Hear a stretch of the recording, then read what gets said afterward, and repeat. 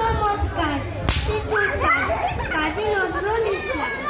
আমি হব সকালবেলার পাখি, সবার আগে কুসুম বাগে উঠব আমি ডাকি। সূর্যি মামা জাগার আগে উঠব আমি জেগে।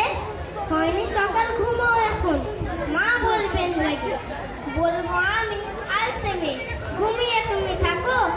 হয়নি সকাল তাই বলে কি সকাল হবে না গো।